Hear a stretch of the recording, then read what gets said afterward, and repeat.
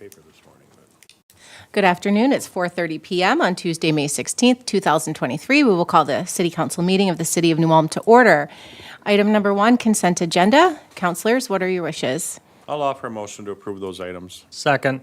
We do have a motion and a second. Any additional discussion? Just a really nice, thorough report on the Fire Relief Association report, so thank you for that. I would agree, very thorough. Dave, any comments? No? Okay. Good shape. Good shape. Good. All right. We have a motion And a second. and a second. All right. Any additional discussion? Yes. Those in favor signal by saying aye. Aye. Opposed? That motion does carry. Item number 2.1, tree service license. Motion to approve the issuance of a tree service license for Keck Tree Service owned by John Keck, 26977 County Highway 15, Lamberton, Minnesota, for the period beginning May 17th, 2023 and ending June 30th, 2024, subject to compliance with all city and state requirements. Second. We do have a motion and a second. Any additional discussion? Those in favor signal by saying aye. Aye. Opposed? Motion does carry. Item number 2.2, tree service license as well. I'll make the motion to approve an issuance of tree service license for Giesecke Service Incorporated and owned by Robert Giesecke, 60650 State Highway 4 in Fairfax, Minnesota for the period beginning June 1st, 2023, ending June 30th, 2024, subject to compliance with all city and state requirements. Second. Second. Oh, lots of seconds. Any Fighting for additional it. discussion? Those in favor signal by saying aye. Aye. Aye. Opposed? Motion carries. Item number 2.3, temporary on-sale 3.2 malt liquor license for Cathedral of the Holy Trinity. I'll offer a motion to approve the issuance of the temporary on-sale license, 3.2 malt liquor license for Cathedral Holy Trinity to sell alcohol during the church festival at 605 North State Street and 6th North Street on Sunday, June 25th, 2023, subject to compliance with all city and state requirements. Second. Motion and a second. Any additional discussion? Those in favor signal by saying aye. Aye. Opposed? That motion carries. Item number 2.4, tobacco license. I'll make a motion to approve the issuance of a tobacco license for August Shell Brewing Company, 1860 Shell Road for the period beginning June 1st, 2023, ending June 30th, 2024, subject to compliance with all city and state requirements. Second. Motion and a second. Any additional discussion? Those in favor signal by saying aye. Aye. Opposed? That motion does carry. Item number 2.5, liquor license and permit renewals for 2023, 2024. Do you want them all read into the record, Finance Director? Sure. Sure. Okay, Les, go ahead. Motion to approve the issuance of the following annual liquor licenses and permits for the period beginning July 1st, 2023 and ending June 30th, 2024, subject to all compliance with city and state requirements. On-sale intoxicating liquor license, Sunday liquor license, off-sale intoxicating liquor license, on-sale wine license, intoxicating malt liquor permit, brewer's taproom license, brewer off-sale malt liquor license, the growlers, on-sale micro-distillery cocktail room license, micro-distillery off-sale license, on-sale 3.2% malt liquor license, and off-sale 3.2% malt liquor license. Second. We do have a motion and a second. Any additional discussion? Just a question on how we're doing on our spot checks on our facilities with the liquor license. Dave, do you have a quick update on that? I just don't think I've heard it for a while, but maybe I missed it. They're all in compliance. Good. So we want. President Becker, members of the council. So your question is like as far as doing our liquor compliance checks? We do them throughout the year. We don't announce when we're doing them. And we used to send letters after we did them, but talking with some of our state partners, that's not the best practice. So, yeah, we're always recruiting individuals to help us as far as the sales. We just recently did in April, I meet with all the liquor license establishments and have a representative. We talk about training, verify training, and then, offer training for some of them that might need some. We have an online training that we have on YouTube, and then we also provide in-person training on an annual basis. Does that answer the question? Yes, thank you. Thank you, Chief. We do have a motion and a second. Any additional discussion? Those in favor signal by saying aye. Aye. Opposed? That motion does carry. Item number 3.1, summary of business conducted during board and commission meetings. I'll start out. Had a meeting last week. The Drug Task Force hadn't invited the city representatives or county representatives for a while, and so it was really good to get back together again. It was over at Jackpot Junction. Just a reminder that this involves Brown County, Redwood County, Lyon County, City of New Ulm, City of Redwood, and the Lower Sioux Agency. We kick in, the city kicks in about $25,000, all the other entities kick in their amount. It pays for 3 investigators and 1 supervisor. The 3 investigators each talked about some of their bigger busts that they were involved with. That was very interesting.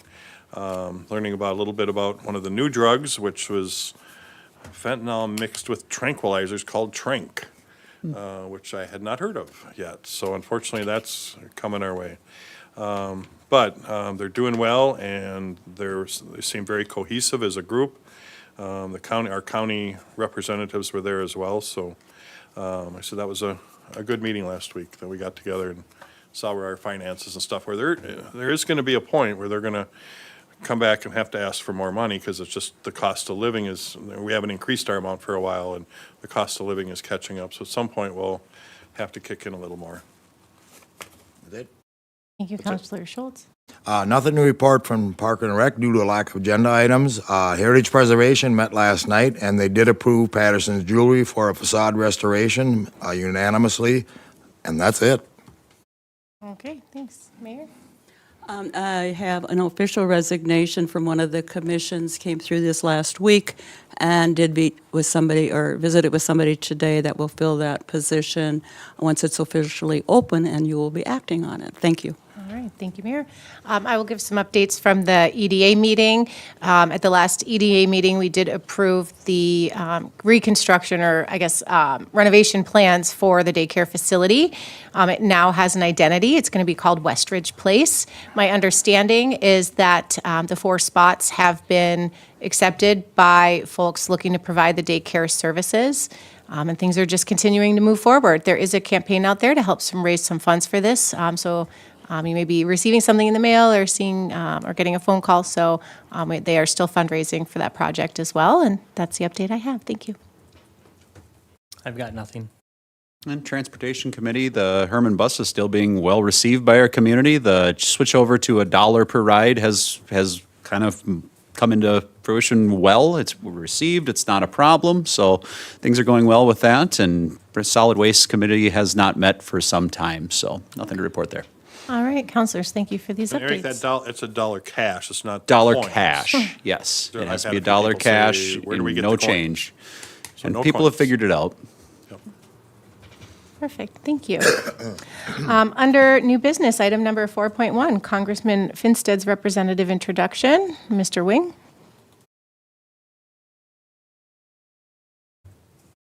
Good evening, folks. Thank you so much for having me. I'm just here to introduce myself briefly. My name is David Wing, and I serve as the new district outreach representative for U.S. Congressman Brad Finstead. We actually maintain an office here in New Ulm and are here to serve you, the good people of CD1, with any concerns that you might have. I did check after a meeting with Mr. Dalton earlier today, and we are still waiting to hear back on the update on the airport, and I will have an update for you as soon as possible. Otherwise, I stand for any questions or concerns that you might have, and I invite you to visit our office sometime. It's just 1 block away from here at 110 Minnesota Avenue, Suite 5. Nice. Operation R. 9 to 5 on Wednesdays and Thursdays. Okay, thank you. Excellent. Tell Congressman Finstead to come and visit us. We should be back in the district very shortly, so. All right. Thanks. No, this is wonderful. Excellent. Thank you so much. Yes. Thank you. Item number 4.2, temporary outdoor patio pilot program and application. Council Presidents, councilors, before you have a pilot program for doing temporary outdoor patios. So we did the parklet program that was pretty successful, and then with our new city attorney, basically allowing individuals or restaurants and bars to extend their liquor license over the sidewalk onto a patio area. The thought came up, can you use a parklet, for something like that? And while technically, yes, I thought it would be better to have a temporary outdoor patio program instead and let the parklets really be for the public. If you have a patio or a parklet where you're serving alcohol that's not really open to the public anymore, it's basically going to be more a specific use. So with this program, it's basically the same dimensions of a parklet. It was basically the parklet application with a couple more nuances to it. If alcohol is to be consumed on the patio, they have to extend their liquor license to the patio, must meet the liquor license insurance requirements. Patio has to be closed at 10 p.m. For the noise ordinance. Sidewalk must remain clear. So part of that, if they have their 4-foot patio, and I'll use the B&L as an example, they have their 4-foot patio or outside their bar. If they get a temporary patio, that 4 feet would no longer apply to them because they have their temporary outdoor patio. Once that temporary patio goes away, they will get their 4 feet back. That way the sidewalk remains open at all times. And then no alcohol outside of the approved patio area. Spoke with the chief. And he would have an officer kind of patrol around 10:15 to make sure the patios were clear. And again, I don't think there's going to be really the only consideration, and concern would be you're losing parking spots, 2 parking spots per patio. So every establishment could have one patio is, Yep. and then the server is the one that brings the drink out to the patio? Or they could essentially walk it across, but they cannot be standing outside. Congregating, Yeah, they have to basically. be walk straight from the door to the patio. Okay. So why are they being penalized and losing their outdoor patio status? Because the sidewalk has to be open. And you're giving It still them. would be open, wouldn't it? Well, no, because you're losing 4 feet, you're having sidewalk, and then you're having an additional patio. Why would you need 4 feet of sidewalk space? That needs to Parklet be isn't on top of the sidewalk, right? No, it's not. But you're giving them an additional outdoor patio space, so Right. it just keeps the sidewalk open, so no one congregates in the 4 feet outside.